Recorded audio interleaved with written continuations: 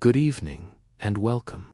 Tonight, we are traveling back in time, leaving the modern world behind to stand on the banks of a river that has seen the rise and fall of empires. As you settle in, let your breath slow. Feel the weight of your blankets, the stillness of the room, and let the sounds of the present fade into the distance. Tonight, we tell the story of a city's death and its spectacular rebirth. We tell the story of the Great Stink of 1858. In the beginning of this tale, there was only the river, the Thames. To the ancient people who first gathered on its banks, it was a god Tamesisa, dark, powerful force that flowed with the pulse of the tides. For centuries, it was the silver thread that bound London together. It brought the salt of the sea into the heart of the city and carried the city's dreams out to the horizon. It was a provider of fish, a highway for trade, and a source of life. But by the middle of the 19th century, the Titan was dying. Imagine London in the early summer of 1858. The sun, usually a rare visitor behind the coal smoke clouds, had begun to beat down with an uncharacteristic, relentless ferocity. The sky was a pale, dusty blue, and the air was heavy, as if the atmosphere itself had grown too tired to move. This was a city of nearly 3 million souls, the largest metropolis the world had ever seen, packed into a labyrinth of brick, cobble, and soot. London was a miracle of the Victorian age, a forest of chimneys, and a cathedral of commerce. But beneath the grand facades of the banks and the elegant spires of the churches, the city had a secret. It was a secret that lived in the dark, in the damp, and in the very ground beneath the people's feet. For all its wealth, London had no way to breathe. It had no way to cleanse itself. For decades, the city had been moving toward a crisis. In the older days, the waste of the city was managed by a chaotic system of cesspools, brick-lined pits hidden beneath the floorboards of houses or tucked into tiny backyards. There were hundreds of thousands of them, some decades old, overflowing and seeping into the foundations of the homes above. The air in the narrow alleys was already thick, but it was a familiar thickness. People accepted it as the price of progress. Then came the invention that changed everything: the water closet. It was a marvel of modern engineering, a sign of refinement and hygiene. The wealthy began to install them by the thousands. But there was a fatal flaw in the design of the city. These new flushing toilets did not lead to a treatment plant, for such a thing did not exist. Instead, they were hooked into the old, crumbling, medieval sewers that had been designed only to carry rainwater. Suddenly, the underground veins of London were flooded. The cesspools overflowed at a rate never seen before. The solution, the city leaders thought, was simple. Let it all run into the Thames. Let the great river, with its powerful tides, carry the filth away to the sea. They turned the river into a giant open sewer, believing the water was infinite, believing the tide was a mechanical servant that would never tire. But the river was not a machine. It was a living body, and it was being poisoned. By June of 1858, the heat wave turned the Thames into a thick, black sludge. The water no longer sparkled, it fermented. The tide, rather than sweeping the waste to the sea, simply pushed it back and forth twice a day, churning it into a toxic soup. The riverbanks were lined with feculent mud, yards deep, baking under a sun that reached 35 degrees Celsius day after day. The smell began as a low hum, a persistent nuisance. But as the heat intensified, it grew into a physical force. It was a scent so powerful it could be felt on the skin. It was the smell of decay, of ancient rot, of a million lives being washed into a stagnant grave. It moved through the city like a ghost, drifting through the windows of the poor and the velvet curtains of the rich. No one could escape it. In the House of Commons, which sat right upon the river's edge, the situation became desperate. The leaders of the greatest empire on earth, men who commanded navies and ruled continents, found themselves defeated by a scent. They soaked the heavy curtains of Parliament in chloride of lime to mask the stench, but the smell of the river tore through the chemical shield. They held handkerchiefs to their faces as they debated the laws of the land, their eyes watering, their stomachs churning.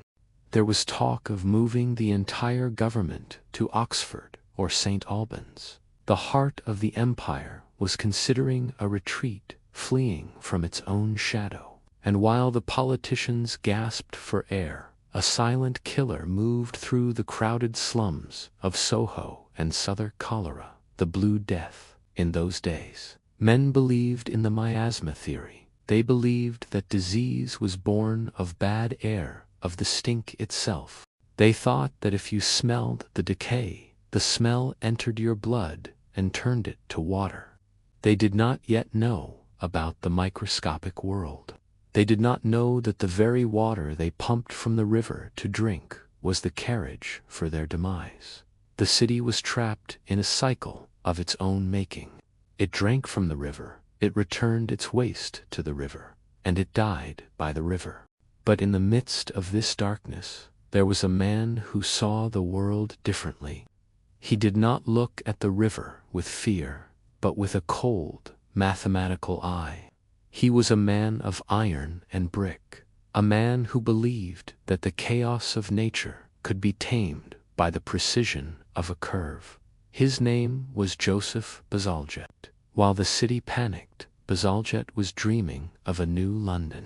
He was dreaming of an underground world, a hidden city of tunnels that would mirror the streets above. He saw a way to catch the waste before it ever touched the Thames, to divert the poison away from the lungs of the people and carry it far to the east, where the tide was strong and the salt air could scrub it clean.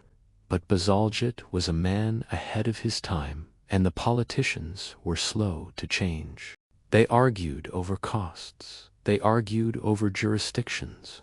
They argued while the death tolls climbed. It took the sun, the heat, and the unbearable, suffocating great stink to finally break the deadlock. Tonight, as we continue, we will see how the smell of a river forced the hand of an empire. We will see the birth of the largest engineering project the world had ever seen.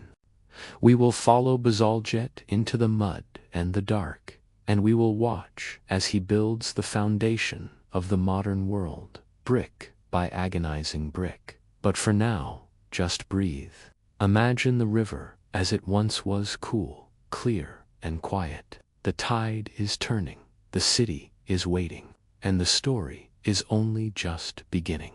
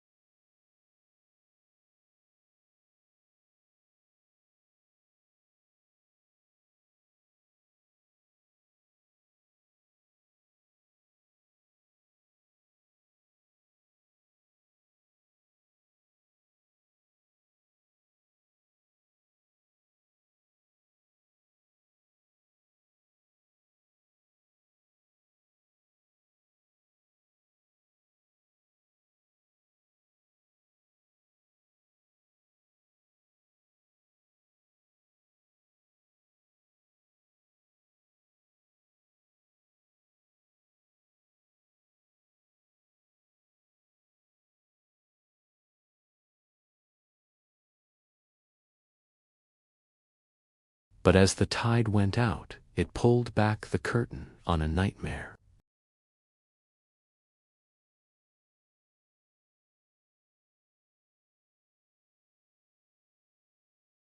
The river was no longer a flowing stream. It was a tidal basin of stagnant, fermenting waste.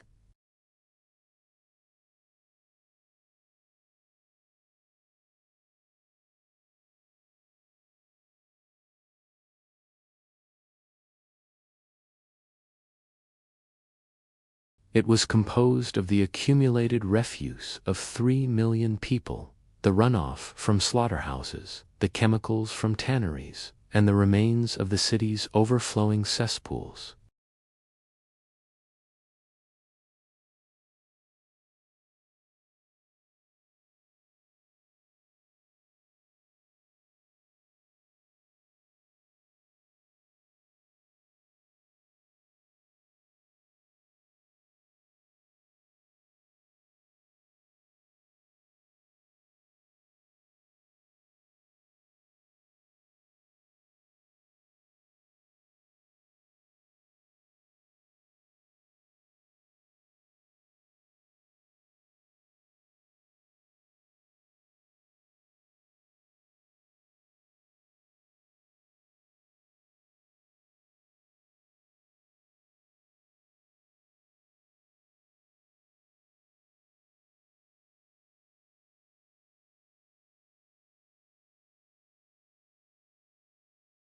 It followed people into their parlors and sat with them at their dinner tables.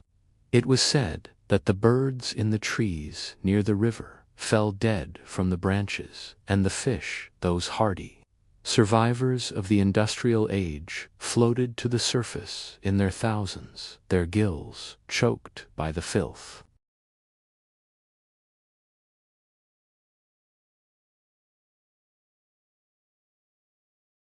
The Houses of Parliament had been designed to be a triumph of Gothic revival, a symbol of stability and eternal order.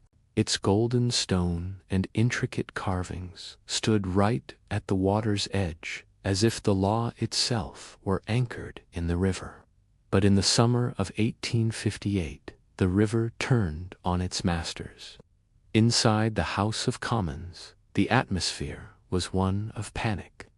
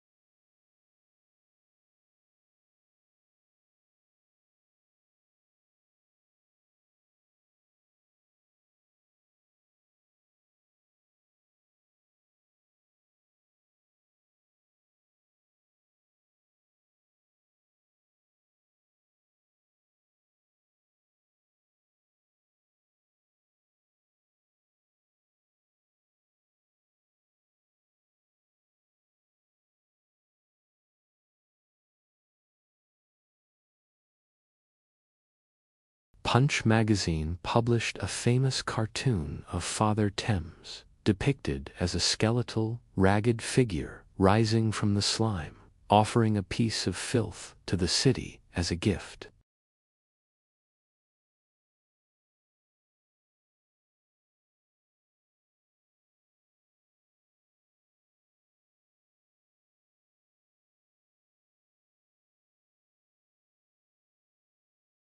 They had appointed a chief engineer, a man named Joseph Bazalgette, but they had given him no power and no money.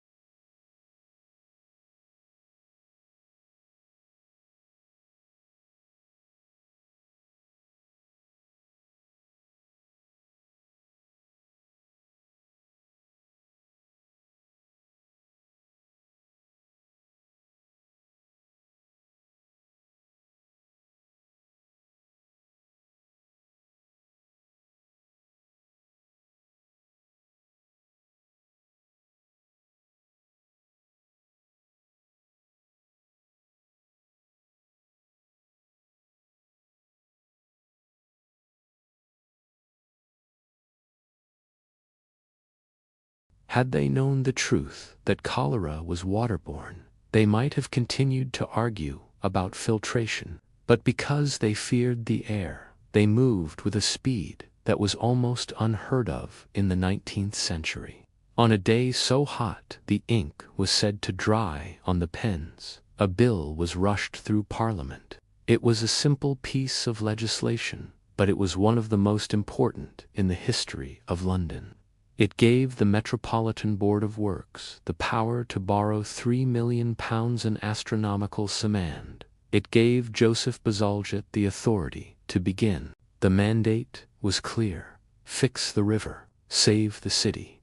Who was this man, Joseph Bazalgette? To understand the rebirth of London, you must understand the mind of the engineer.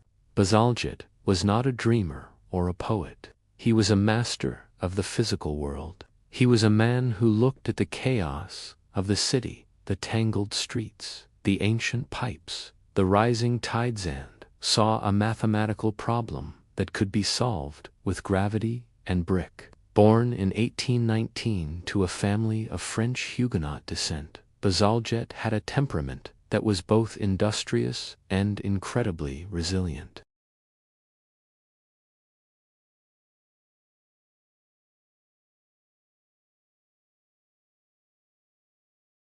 Now, with the weight of London on his shoulders, he stepped into the light.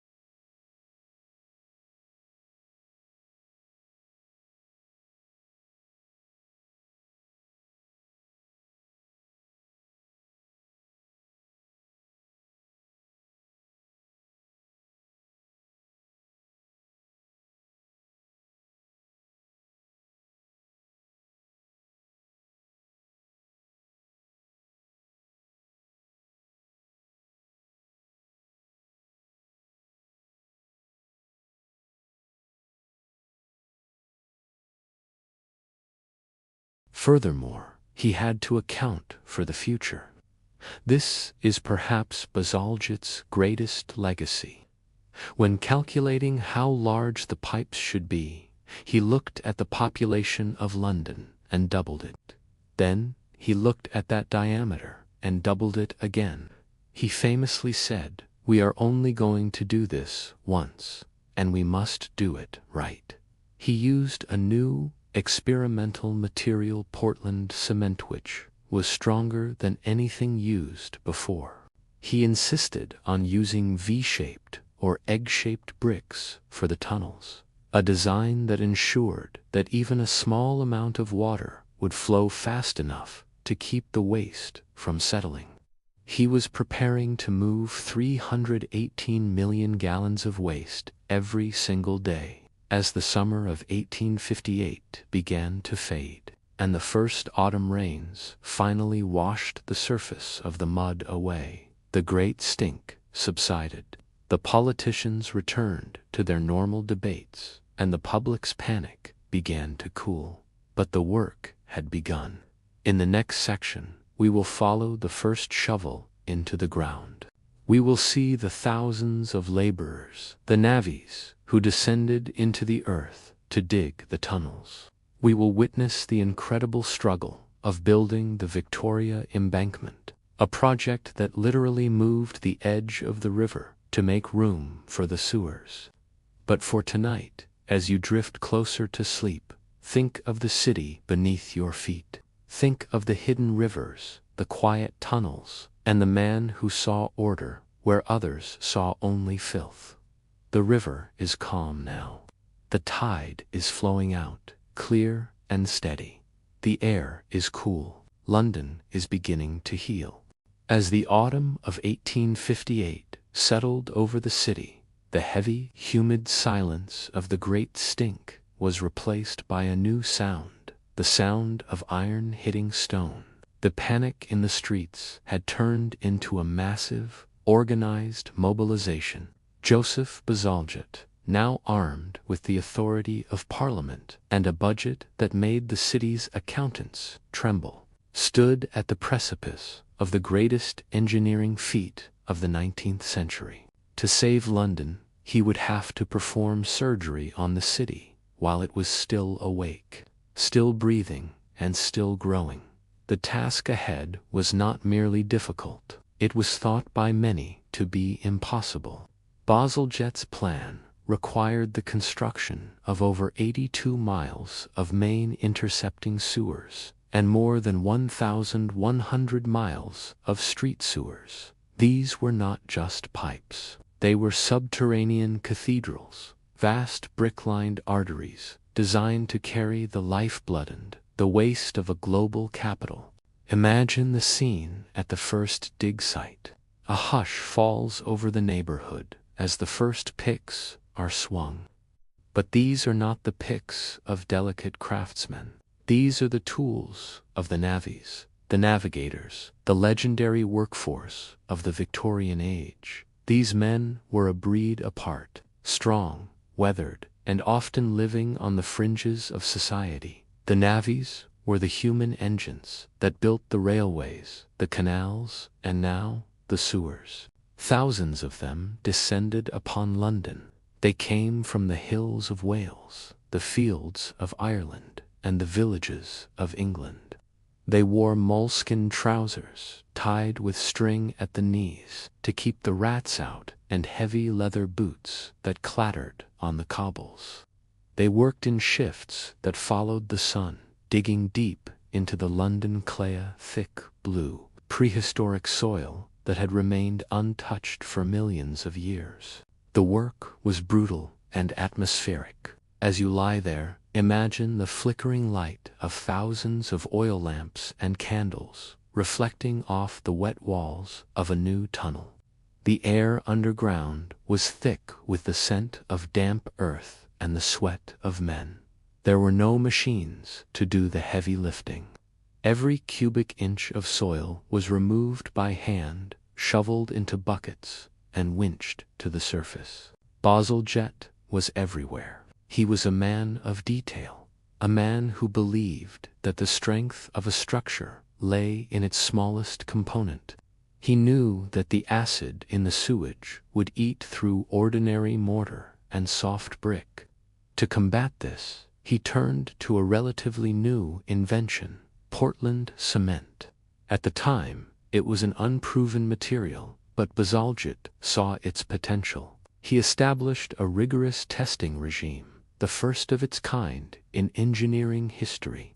Every batch of cement that arrived at the works was tested for its tensile strength. If it did not meet his exacting standards, it was sent back.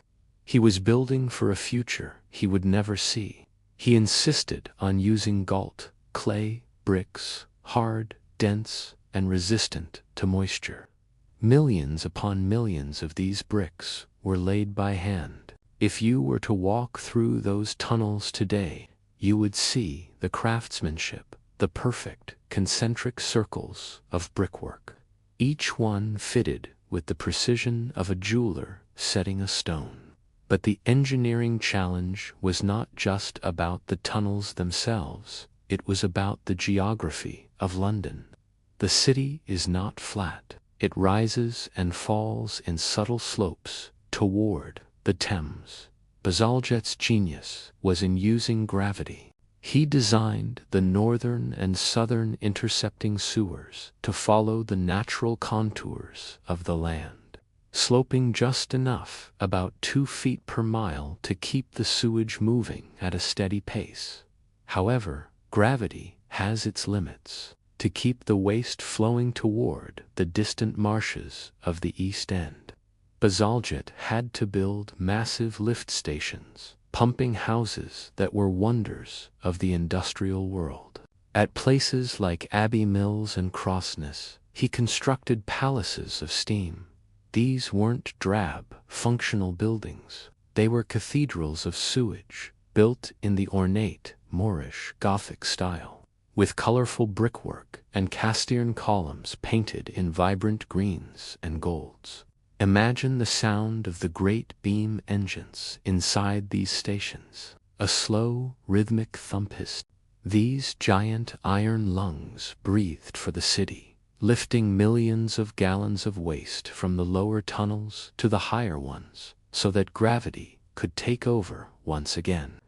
The engines were so powerful they could move a small river's worth of water every hour, yet they moved with a grace that made the heavy iron feel weightless.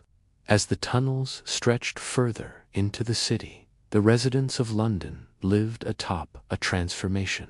In the wealthy districts of the West End, the streets were torn open, revealing the tangled mess of the city's old intestines, crumbling wooden pipes from the 1700s, ancient brick drains, and the dark, forgotten corners of the medieval city.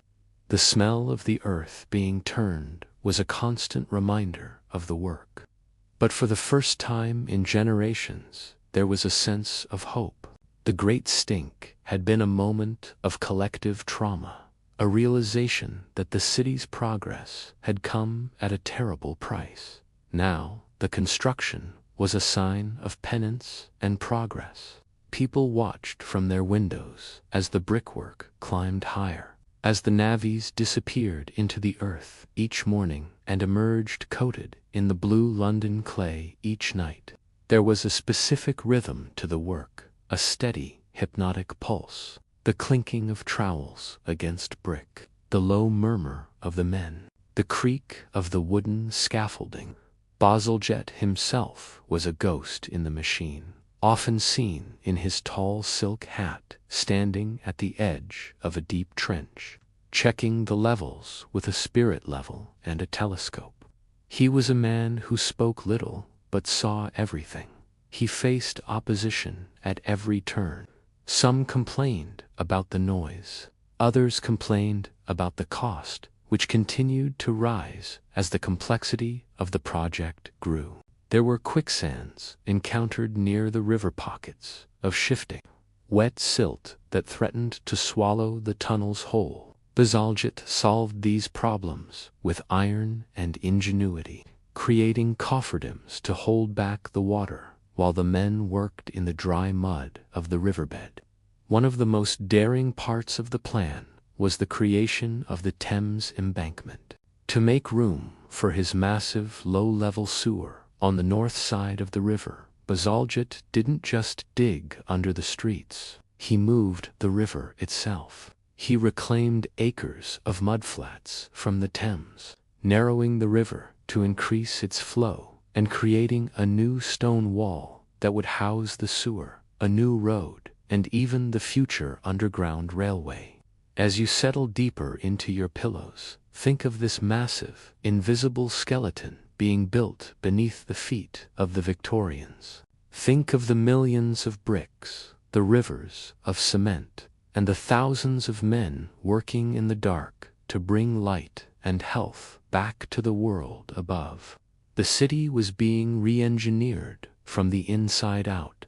The Titan was being given a new heart, a new set of veins, and a new chance to breathe. The heat of 1858 was a memory now, a dark fable told to children. But the work born from that heat was very real. It was solid, it was permanent. And as the tunnels reached out toward the east, toward the salt air and the rising tide, the great rebirth of London was no longer a dream. It was a masterpiece of iron and earth. The lanterns flicker low, the navvies rest, and the river flows on, waiting for the day it will finally be clean. As the great tunnels of Joseph Bazalgette stretched their long, brick-lined fingers across the city, a new problem arose, one of physics and the stubborn nature of water. While gravity was a faithful servant, The sheer scale of London's geography meant that the waste could not simply slide downhill forever.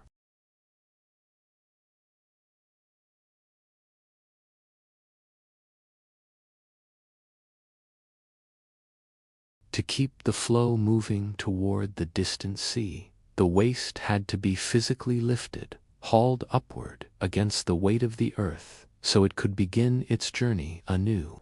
To solve this, Bazalgette did not build mere utility sheds or functional factories. He built monuments. He built what we now call the Cathedrals of Sewage. As you relax into the stillness of the night, imagine standing before the Abbey Mills pumping station in West Ham.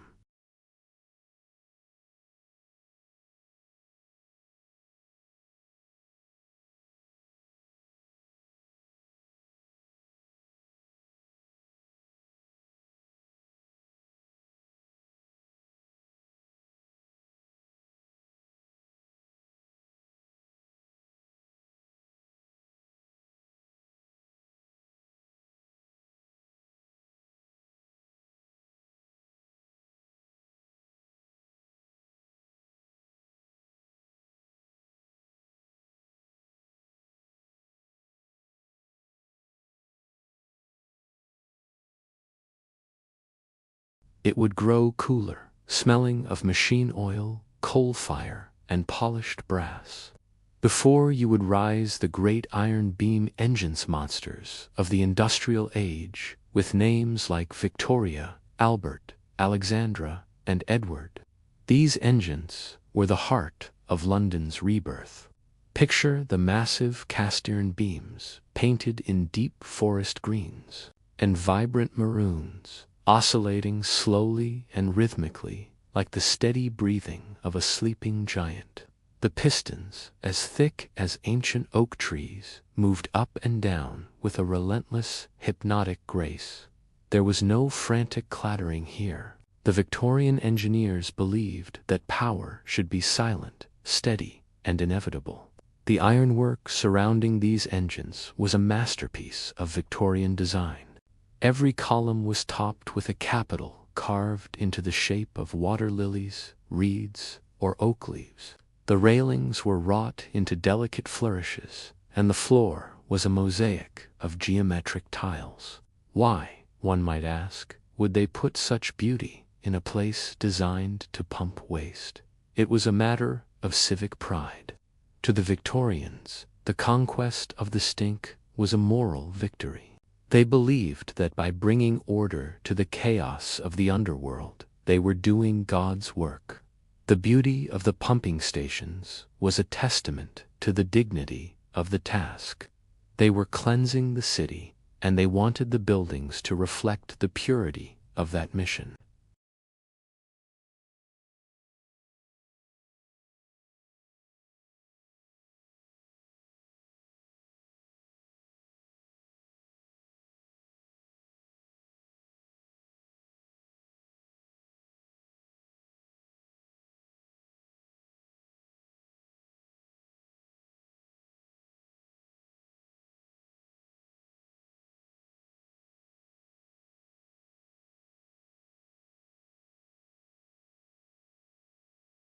Imagine the sound of crossness at full power.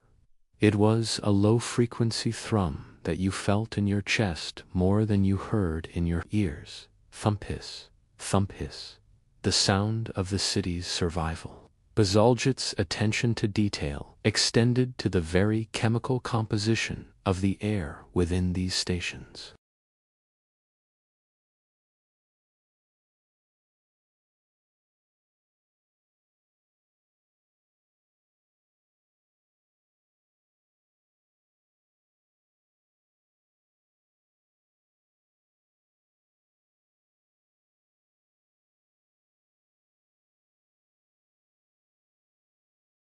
But the real secret of the Cathedrals of Sewage was what happened beneath the floorboards.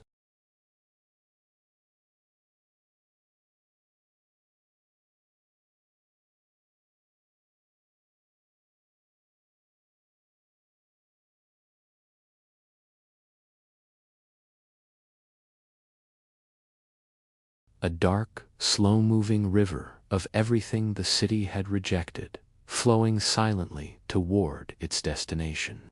The workers who tended these engines were the high priests of this underground religion.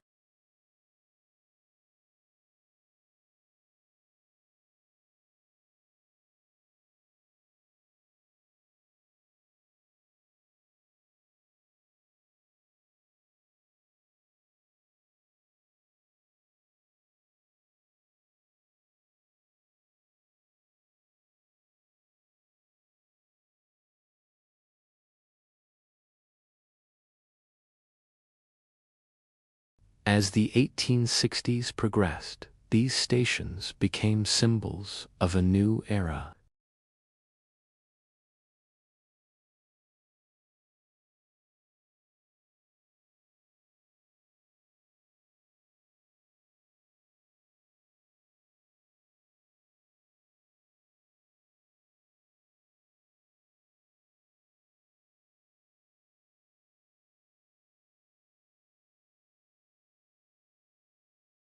They gave a sprawling, chaotic city a sense of structural integrity.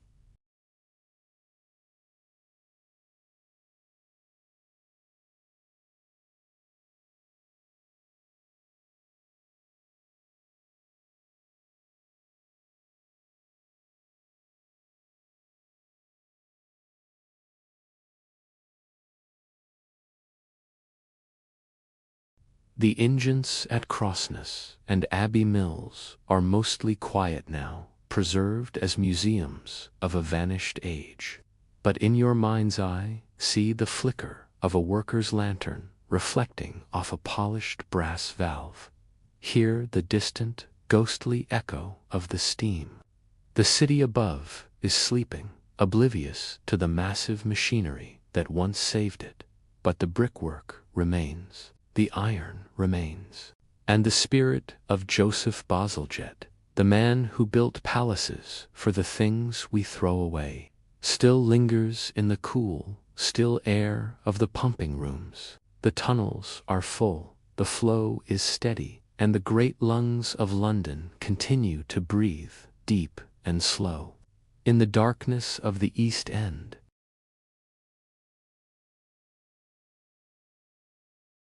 the grandeur of the pumping stations, with their golden leaf and soaring arches, stood in stark contrast to the world where the work was truly won, the dark, cramped, and unending miles of the tunnels themselves. To build the rebirth of London, Joseph Bazalgette required more than just steam engines and vision. He required a mountain of material and an army of men willing to vanish beneath the earth for years at a time.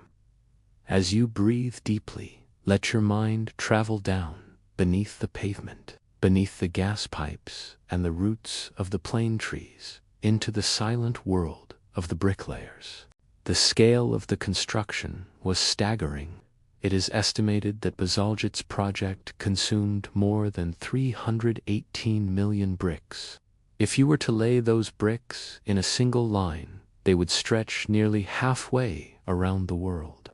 But they weren't laid in a line. They were laid in a circular, endless, interlocking web of ovoid or egg-shaped sewers. Why an egg shape? As you settle into your bed, think of the elegance of that geometry. Bazalgette knew that the flow of waste was inconsistent. During a rainstorm, the tunnels would be full.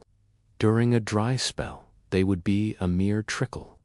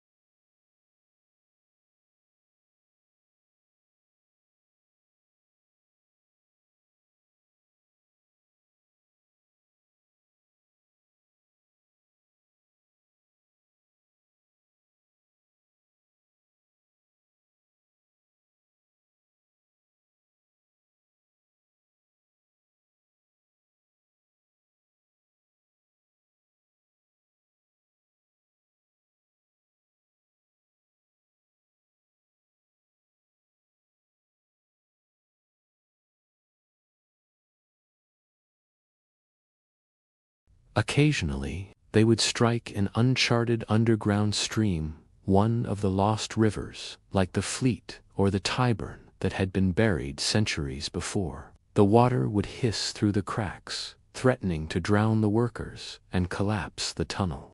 But there was another group of men, perhaps the most invisible of all, who inhabited this world, the flood. Even with Bazalgette's perfect egg-shaped designs, the system needed guardians. The flushers were the men who lived in the sewers, wearing heavy leather boots that reached their hips and thick, waterproof coats. They waded through the flow to ensure no blockages formed.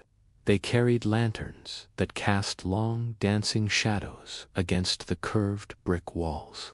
Imagine the silence they experienced. Away from the roar of the London traffic, the world below was a place of echoes. The sound of a single drop of water falling from the ceiling would ring out like a hammer blow. The flushers spoke their own language, a dialect of the deep. They knew every curve, every junction, every penstock or giant iron gate that controlled the flow. They were the keepers of the city's secret pulse. They also faced the ghosts of the old system. Sometimes, as they worked, they would find remnants of the medieval city-an old Roman coin washed down from a street above, or the rusted remains of a blade from the days of the Tudors. But mostly, they found the city's discarded life. Bazalgette's obsession with quality meant that these men were safer than any sewer workers in history. He had insisted on a level of ventilation that was revolutionary. At regular intervals, he built ornate iron ventilation grids in the center of London's streets. To the people above, they were just decorative bits of street furniture. To the men below, they were the sources of life, bringing the cool, soot-stained air of London down into the depths. As you drift closer to sleep, visualize the sheer density of this work. Every brick was handled by a human hand. Every bucket of earth was hauled up by a human arm. There were no computers to calculate the stress loads, no lasers to guide the direction of the tunnels.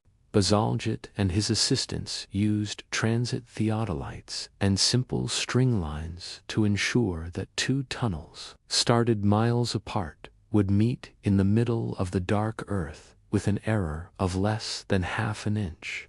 It was a victory of human willpower over the chaotic, rotting elements of the past.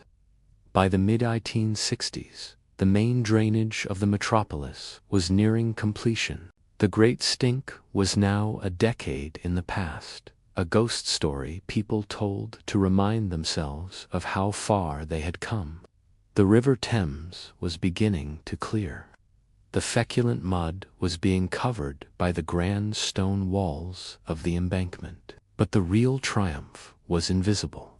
It was the fact that a child born in the slums of East London now had a chance to reach adulthood without being struck down by the Blue Death. The death rate from cholera dropped so precipitously that even the most skeptical politicians had to admit that Bazalgette had saved the city. Think of the tunnels now. They are still there, right now, as you sleep. They are silent, sturdy, and functioning exactly as they were designed to 170 years ago.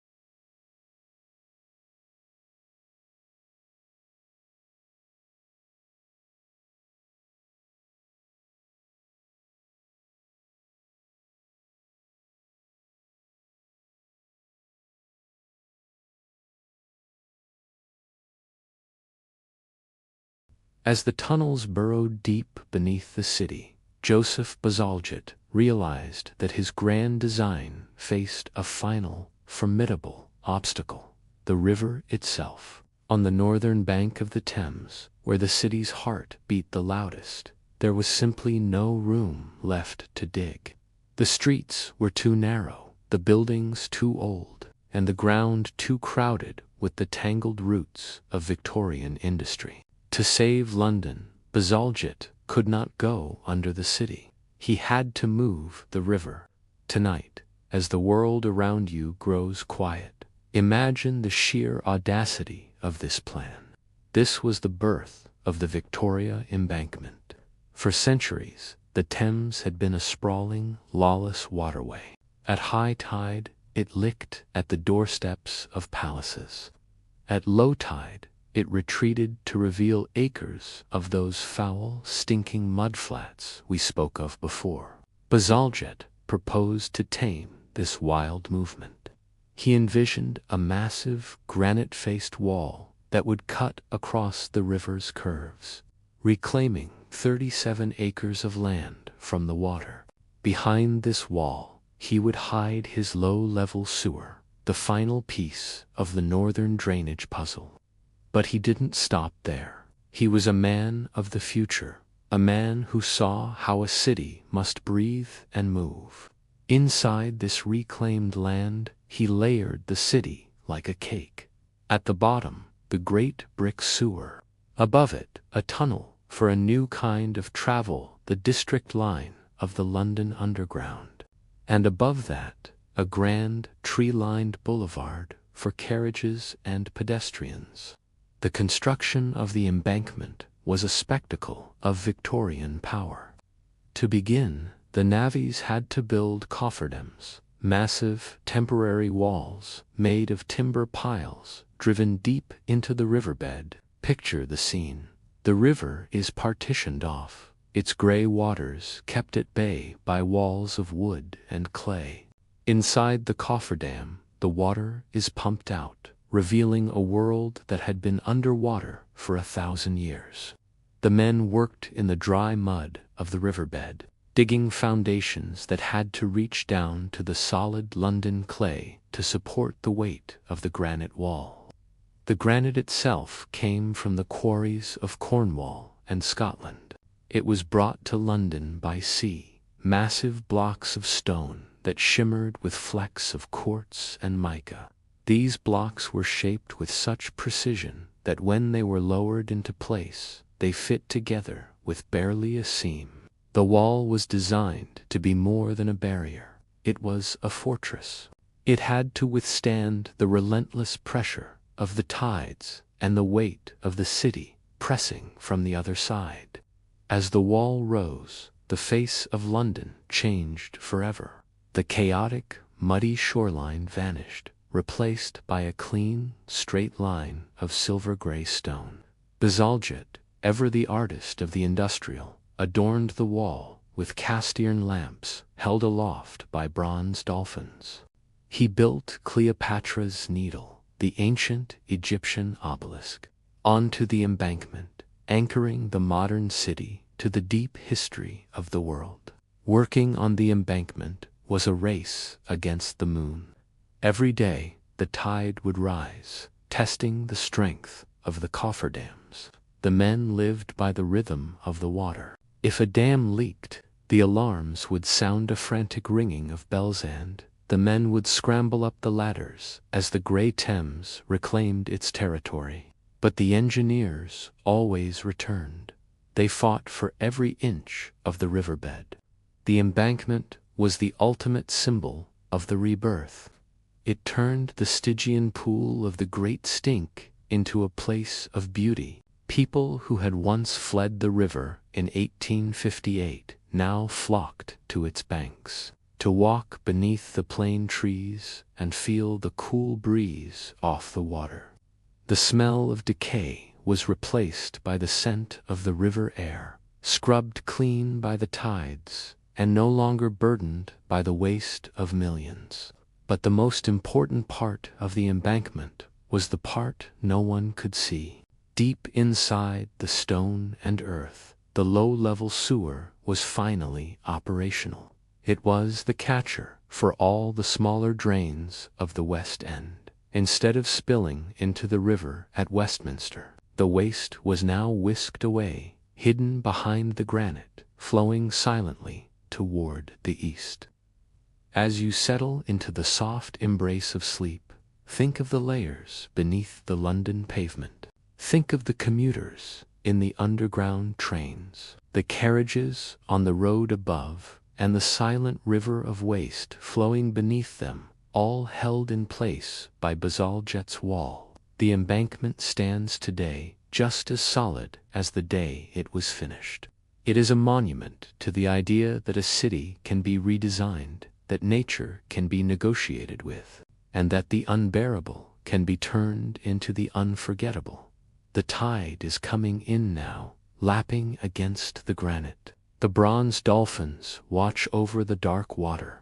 The city is held firm by the stone, and the air is clear.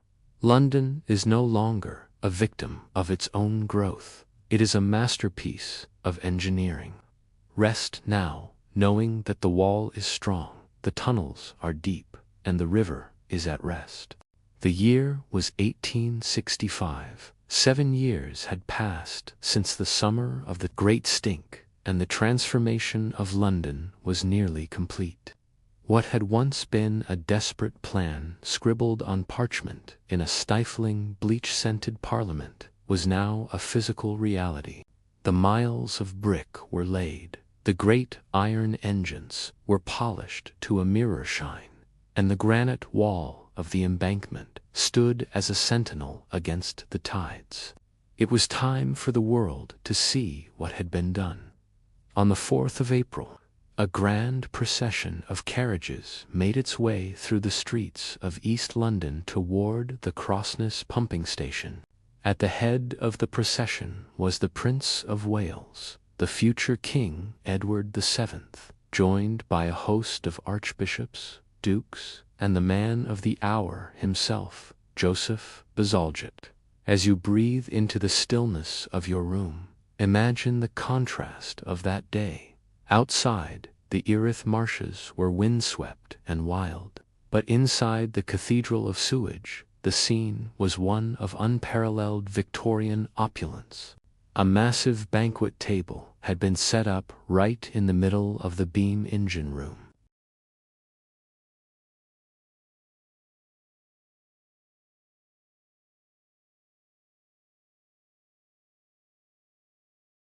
The Prince of Wales stood before the great iron levers of the engines. With a celebratory flourish, he pulled the handle. Slowly, the massive beam of the engine named Victoria began to tilt. The steam hissed, the pistons groaned with a deep, metallic satisfaction, and the pumps began to draw. In that moment, the main drainage of London was officially alive. It was the largest and most expensive public works project in the history of the world to that point. And as the engines began their rhythmic dance, the crowd erupted in cheers. But the true celebration was not in the wine or the speeches. It was in the statistics of life and death. While the Victorians still debated the miasma theory, the evidence of Bazalgette's success was undeniable.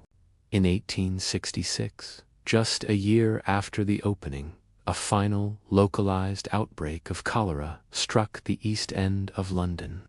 It was a terrifying moment. People feared the Blue Death had returned to reclaim the city. However, when the health officers mapped the deaths, they discovered something miraculous. The only area of London still suffering from cholera was a small district that had not yet been connected to Bazalgette's new system.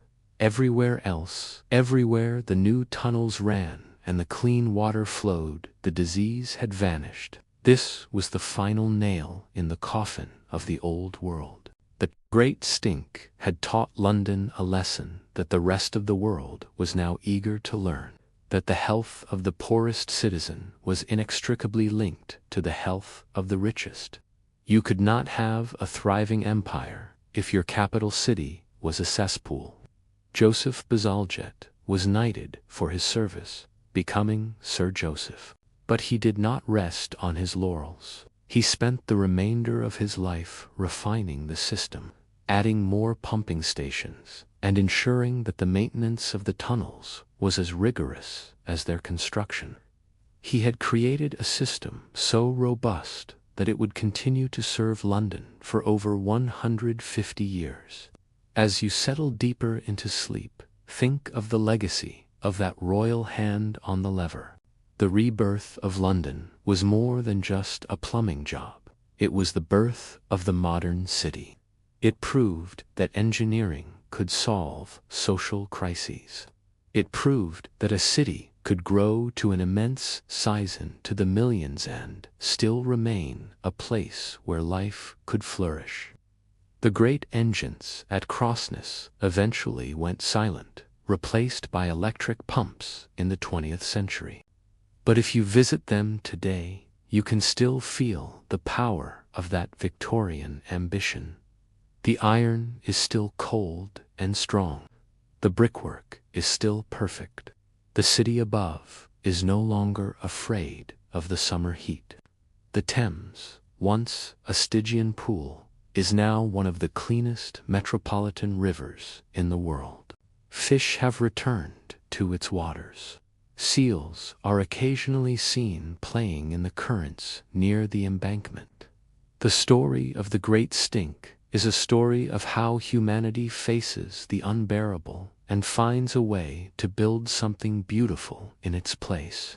It is a story of iron, brick, and the quiet determination of a man who looked into the mud and saw a masterpiece. Tonight, the river flows quietly under the moon. The tunnels beneath the streets are calm, doing the work they were born to do. The city is breathing slow, deep, and clean. You are part of that legacy of health and order. Sleep now as the water moves toward the sea and the history of London rests beneath the stars. As we settle into the deeper hours of the night, let us drift away from the grand ceremonies and the polished brass of the pumping stations. Let us travel back into the earth, into the quiet, forgotten places that existed long before the brick and the cement. To truly understand how Joseph Bazalgette rebuilt London, we must speak of the ghosts he had to tame the lost rivers of London. Before London was a forest of stone and a labyrinth of streets, it was a land of valley and stream. The city was built on a series of hills, and between those hills ran ancient, crystal-clear rivers that flowed down from the heights of Hampstead and Highgate to meet the Thames. There was the Fleet, the most famous of them all, the Tyburn, which wound through what is now Mayfair, the Westburn, the Effra, and the Walbrook. In the early days of the city, these rivers were the lifeblood of the people. They provided drinking water, turned the wheels of mills, and offered a place for children to play. But as London grew, the city began to devour its own nature. As the population swelled, these rivers were used as convenient dumping grounds. They became open sewers long before the Thames did. One by one, they grew so foul and so offensive to the eye that the city leaders decided to hide them. They were bridged over, then arched over with brick, and finally built upon, until they vanished from the maps entirely. But a river never truly dies. It only goes underground. When Bazalgette began his great work, he encountered these ghost rivers. They were his greatest rivals and his most useful allies. He realized that he couldn't simply ignore them if he didn't incorporate them into his system. They would eventually flood his new tunnels or wash away the foundations of the city. Imagine the scene as the navvies, digging in the darkness, suddenly heard the sound of rushing water behind a wall of ancient earth. They had struck the river fleet. By the 1860s, the fleet was no longer a river. It was a torrent of sludge, a ditch so notorious that poets wrote satires about its stench. Yet it was powerful. Bazalgette didn't try to stop it. Instead, he encased it. He built a massive, subterranean brick cathedral specifically for the fleet, turning the wild, polluted stream into a controlled storm relief sewer. Tonight, as you lie still, imagine the fleet flowing beneath the busy streets of Farringdon. Above, the red buses and the bustling crowds move through the modern world. But just a few feet below their feet, a massive dark river is rushing through a tunnel large enough to drive a double-decker bus through. It is cold, it is fast, and it is a reminder of the wild world that London tried to bury. The Tyburn was another challenge. It flowed right through the heart of the West End. Bazalgette had to navigate his intercepting sewers around it, or, in some cases, carry the Tyburn over the new underground railway lines in giant iron pipes. At Sloane Square Station, if you look up at the ceiling today, you can still see a large, green iron girder. That isn't a structural beam. It is the River Westburn contained in a pipe, silently flowing over the heads of the commuters as it makes its way to the Thames. The incorporation of these lost rivers was a stroke of genius. Bazalgette used them as safety valves. When the heavy rains of an English autumn fell upon the city, and the main sewers began to reach their capacity, the overflow would be diverted into these ancient river channels. They became the city's deep breathing mechanism, allowing the excess water to escape into the Thames at specific points without flooding the basements of the people. Think of the lost rivers as the memories of the city. They are the ancestral veins that Bazalgette cleaned and reinforced. He took the chaos of these forgotten streams and gave them a purpose. He made them part of the order. There is a strange, haunting beauty to this hidden geography. In the silence of the night, if you were to stand in certain parts of London near the mouth of a storm drain at low tide, you can still hear them. You can hear the ghost of the Effra or the Walbrook whispering against the stone. They are the pulse of a London that was hidden inside the London that is. As you drift closer to the edge of sleep, imagine the city as a living organism. The streets are the skin, the buildings are the bones, and Bazalgette's tunnels, incorporating these ancient, hidden rivers, are the circulatory system. It is a system that never sleeps. While the lights in the houses go out and the traffic fades to a hum, the water continues its journey. It moves through the dark, guided by Victorian brickwork, following the same paths it has followed since the end of the Ice Age. The Great Stink had been caused, in part, by the city's attempt to ignore these rivers, to treat them as mere trash heaps. Bazalgette's victory was in acknowledging them. He gave the water back its dignity, even if he had to wrap it in a shroud of brick. The city is quiet now. The ghosts of the fleet and the Tyburn are at peace, flowing steadily toward the sea. The modern world rests on a foundation of ancient water and Victorian iron.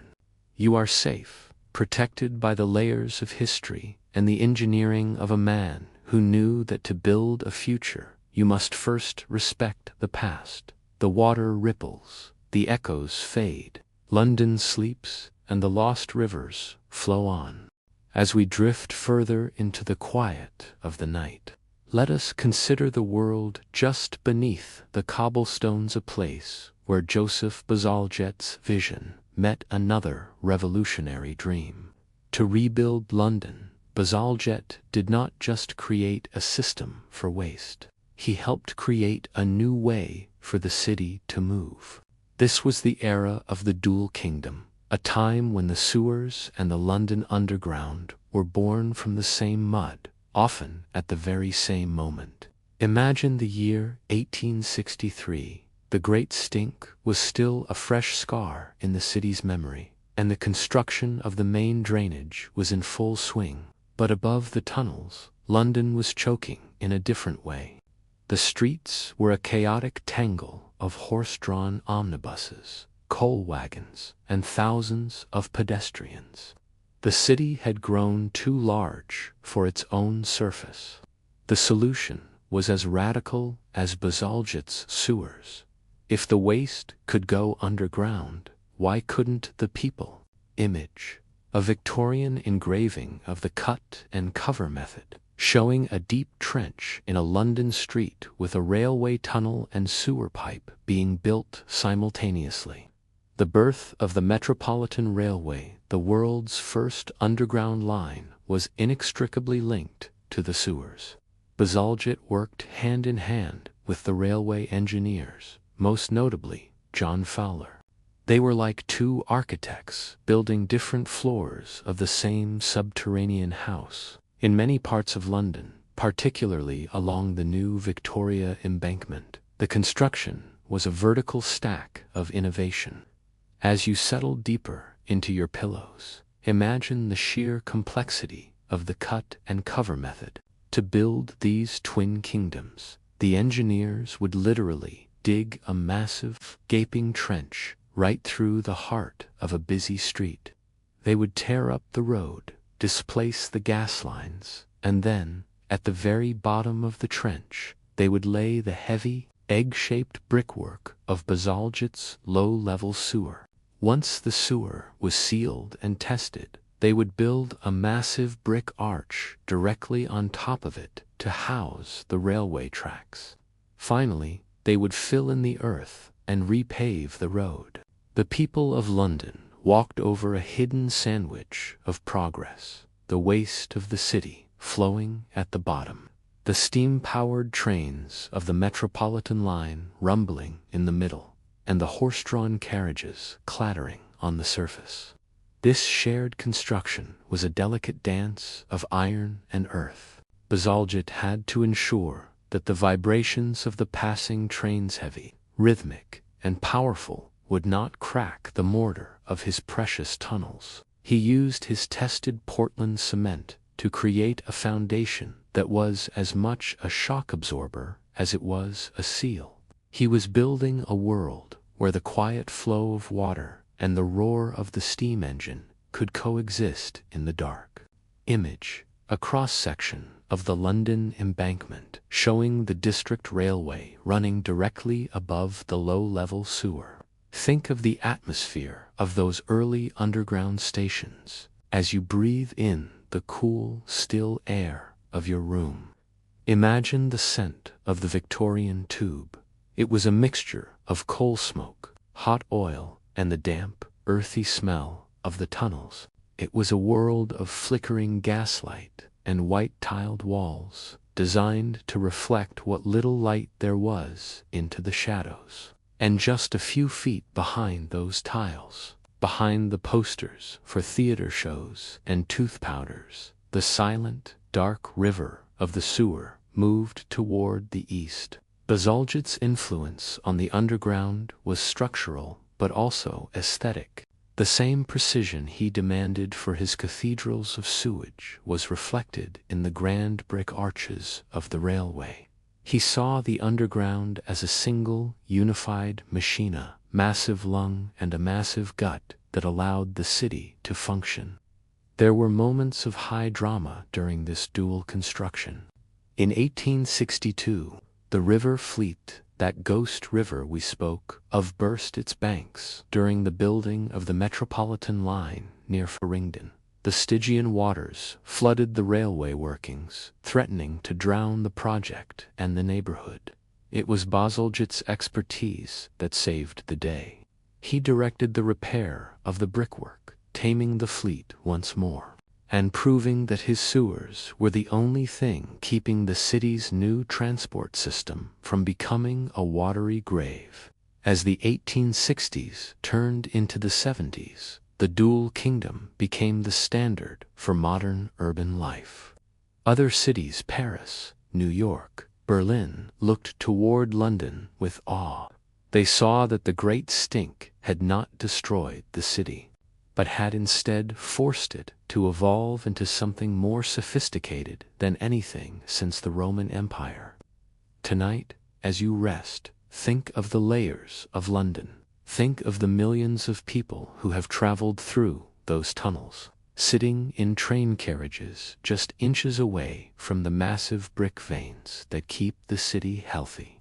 It is a hidden harmony, a balance between the things we need to move and the things we need to remove. The rumble of the last train has faded into the distance. The stations are empty, their tiles gleaming in the dim security lights. But below the tracks, the water continues its steady, gravitational journey. The sewer doesn't need a schedule. It doesn't need a driver. It simply follows the curve of the earth that Bazalgette laid out a century and a half ago. The city is a layered masterpiece. The past is not gone. It is simply beneath us, holding us up, keeping us clean, and carrying us home. The air is still. The earth is solid. London is at rest in its twin kingdoms. As the city of London thinned out into the mist-shrouded marshes of the east, the grand narrative of Joseph Bazalgette's masterpiece reached its final, sprawling conclusion. We have traveled through the heart of the city, under the velvet-curtained halls of Parliament, and through the cathedrals of sewage. But to understand the full magnitude of the rebirth, we must travel to the very edge of the world, to the massive outfall reservoirs at Barking on the north and Crossness on the south. Imagine leaving the crowded, soot-stained streets of the metropolis behind. As you drift toward sleep, picture the landscape changing. The buildings grow shorter, the air grows saltier, and the horizon opens up into the wide, flat expanse of the Thames estuary. This was the finish line for the 318 million gallons of waste that left the city every day. Image: a panoramic engraving of the northern outfall at Barking Creek, showing the vast brick reservoirs. Bazalgette's plan was built on a simple, rhythmic principle: the rhythm of the tides. He knew that if he simply dumped the city's waste into the river at the outfalls, it would eventually drift back toward the city with the incoming tide. To prevent a second stink, he built massive subterranean holding tanks, reservoirs of a scale never before imagined. The reservoir at Barking covered nearly 10 acres. At Crossness, it was 6.5 acres. These were not open pools. They were vast, brick-vaulted chambers, hidden beneath the earth, capable of holding millions of gallons of liquid. The logic was as steady as a heartbeat.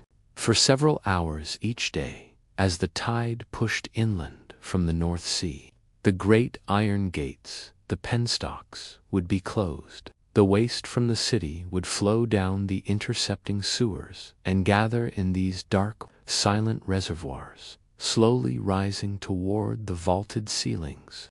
Then, at the precise moment of high tide, when the water began its powerful retreat toward the ocean, the gates would be flung open. The city's waste would be caught in the ebb tide, a massive, natural conveyor belt that pulled everything away from London, out past the marshes, out past the docks, and into the deep, cleansing salt water of the sea. Imagine standing on the edge of the outfall as the gates opened. The sound was like a distant thunderstorm, the roar of a controlled river being unleashed. It was the sound of a city being purged. For the first time in history, the people of London were no longer living in their own shadows. They had outsourced their decay to the ocean. But even at the edge of the world, Bazalgette's obsession with beauty remained. The outfalls were not neglected. They were maintained with the same religious fervor as the pumping stations. At Crossness, the reservoir was topped with a beautifully landscaped park. a green space where workers could breathe the fresh air of the estuary. It was a paradox of the Victorian age. The most repulsive contents of the city were housed beneath a garden. Image: a Victorian diagram of the tidal gates and penstocks used to control the release of sewage into the Thames. The men who worked the outfalls were the sentinels of the estuary.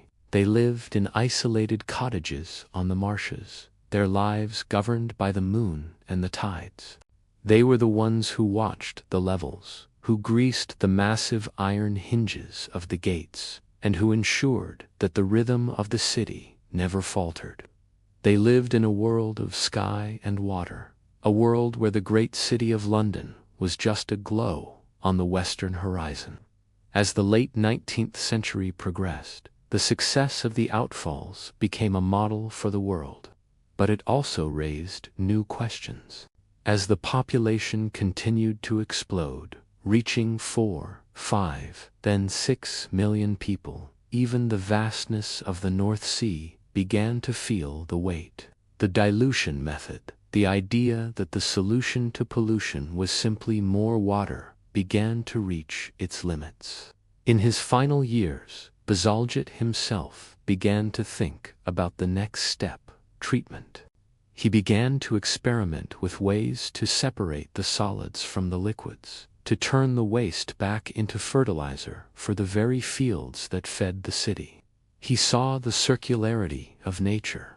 He realized that the city was a great engine that took in food and must return nutrients to the earth. He didn't live to see the modern treatment plants that now stand on those sites, the complex arrays of filters, bacteria, and chemicals that clean the water to a level the Victorians couldn't have dreamed of. But he built the foundation. The modern Barking and Crossness works still sit exactly where he placed them. They still use the same logic of the landscape he mapped out in 1858. Tonight, as you settle into the deepest part of your rest, imagine the great reservoirs at Barking. They are mostly quiet now, some preserved as historic sites, others still part of the city's living infrastructure. Think of the millions of bricks that hold back the weight of the marshes. Think of the silent, rhythmic opening of the gates that has occurred twice a day. Every day, for over a century and a half, the city is far away. The air here is cold and carries the scent of the sea. The tide is turning, pulling the water away from the land, moving toward the deep blue of the horizon. London is clean, the river is clear, and the work of Joseph Bazalgette has finally reached the ocean. Rest now in the knowledge that the cycle is complete. The waste is gone, the water is moving, and the city is safe. The edge of the world is a place of peace. As the great work of the London drainage system reached its maturity, the man behind the blueprints, Sir Joseph Bazalgette, began to recede into the quiet dignity of his later years. To understand the rebirth of London, one must understand that Bazalgette did not just give the city a new set of lungs and a new heart. He gave it a new character. Yet, he remained a man of profound humility, a quiet giant who walked the streets he had saved, often unrecognized by the millions whose lives he had lengthened. Tonight, as you drift toward the softest edge of sleep, imagine the man himself. Picture a Victorian gentleman of medium height, with a thick, neatly trimmed beard that had turned silver under the stress of the great stink. His eyes were those of a mathematician, steady, observant, and always looking for the hidden logic in the chaos of the world. He was not a man for the limelight. While other great engineers of the era, like Isambard, Kingdom Brunel, were known for their grand gestures and public spectacles, Bazalgette was a man of the invisible. He understood that the greatest service one could provide to a city was to make its most vital systems so reliable that people forgot they even existed. He lived a life of staggering industry. It is said that during the height of the sewer construction, he worked 16 hours a day, 7 days a week. He personally read every single report from his district engineers, checked the quality of the cement, and descended into the mud of the tunnels to inspect the brickwork. When he was knighted in 1874, it was not just for his engineering skill, but for his sheer, unyielding perseverance. But Bazalgette's legacy was not confined to the underworld. As the city's chief engineer, he reshaped the skyline and the river crossings of London.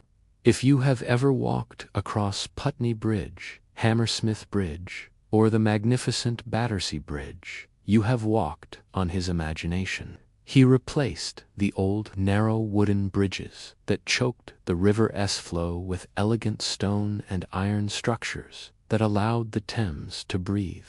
He was a master of the total city. He didn't just see a bridge as a way to cross water. He saw it as a piece of a larger machine. He integrated gas lines and water pipes into his bridges, ensuring that the city's utilities were as interconnected as the veins in a human body. Imagine the sunset over the Thames in the 1880s. Sir Joseph might have been standing on the Victoria embankment, watching the long shadows of the plane trees stretch across the granite wall he had built. He would have seen the clean water of the river reflecting the sky, no longer a Stygian pool, but a living waterway. He would have heard the distant rumble of the underground trains beneath his feet, and the steady, silent flow of the sewers far below that. He had taken a city on the brink of collapse, a city that was literally suffocating on its own growth, and he had given it a future. Bazalgette passed away in 1891 at his home in Wimbledon. He was 72 years old. His death was marked with respect, but perhaps not the national mourning one might expect for a man who had saved more lives than any general or politician of his age. In a way, this was his final victory. He had made health and cleanliness so normal, so expected, that the nightmare of 1858 felt like an ancient, impossible myth. There is a modest monument to him on the Victoria embankment. It is a stone mural set into the granite wall he designed. It features a bust of his head and the simple Latin inscription, Flumines, impetu, coacito, the river S-force, having been restrained, as you settle into the stillness. Think of the quiet power of a life well lived. Bazalgette didn't build for fame. He built for the child in the slum, for the clerk in the office, and for the generations of Londoners yet to be born. He took the unbearable and turned it into a foundation. His work is a reminder that the most important things in our world are often the ones we cannot see. We rely on the hidden tunnels, the underground rivers, and the forgotten engineers who laid the bricks in the dark so that we could live in the light. The air in your room is cool and clear. The city around you, wherever you are, is a descendant of Bazalgette's London. Every time you turn on a tap or walk down a clean street, you are participating in the legacy of the man who tamed the great stink. The lantern of the old engineer has finally gone out, but the tunnels are still there, the granite is still there, and the river flows on, steady and sure, under the watchful eyes of the bronze dolphins. Rest now. The history of the invisible is a history of peace. You are safe, the world is orderly, and the great architect is at rest.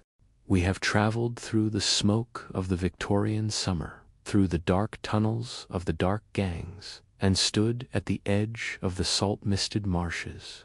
Now, as our journey comes to a close, let us return to the present day.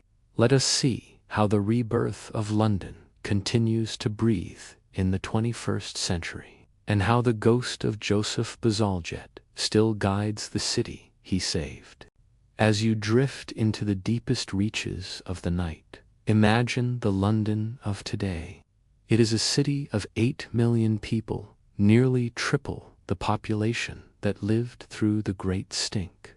The skyline is made of glass and steel, and the streets are filled with the hum of electric cars and the glow of a billion screens.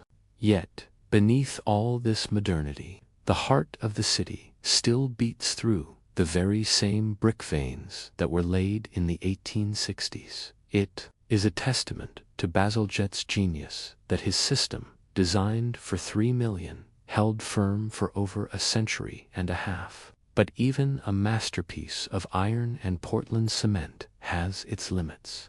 In the modern world, the challenge is no longer just the waste of the people, but the rain. London is a city of concrete, and when the heavy rains of the new century fall, the water has nowhere to go but into the drains, because Bazalgette's system is a combined one carrying both sewage and rainwater. It can occasionally become overwhelmed. When this happens, his safety valves still work exactly as he intended. The excess is diverted into the Thames to prevent the city from flooding. But today, we have a different relationship with our river.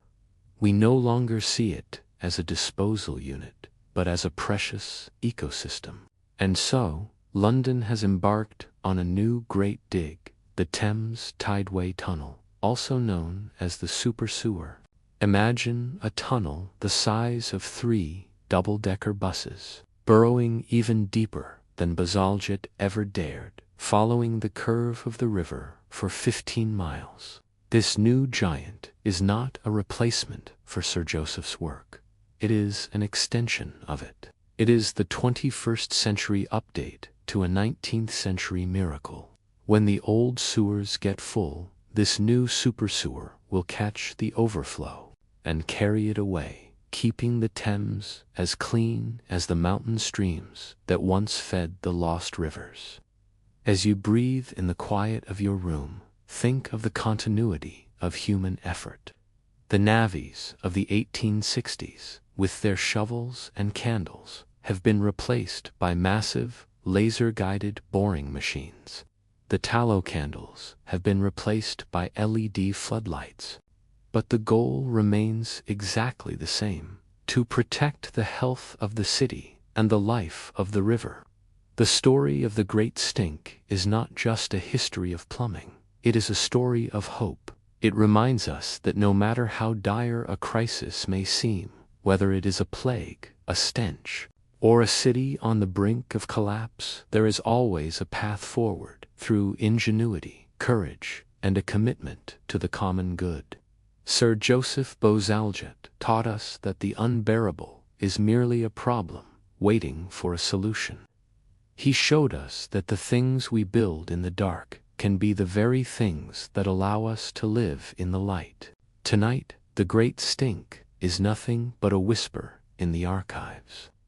The River Thames is a ribbon of silver under the city lights. The seals and the bass swim in the currents near the embankment. The Cathedrals of Sewage stand as monuments to a time when we decided to be better, to be cleaner, and to be kinder to the world we inhabit. Feel the weight of your body as you descend into sleep. You are part of this long flowing history. You are protected by the stone, the brick, and the vision of the men who came before. The city is quiet. The water is clear. The rhythm of the tides continues its ancient, steady pulse, moving out to the sea and back again. The ghost of Sir Joseph walks the embankment one last time, checking the levels, looking at the granite, and finding that it is good. The work is finished, the river is at rest, and the city is reborn every morning with the rising sun. Rest now. The history is told. The tunnels are secure. The air is fresh, and the night is yours. Sweet dreams.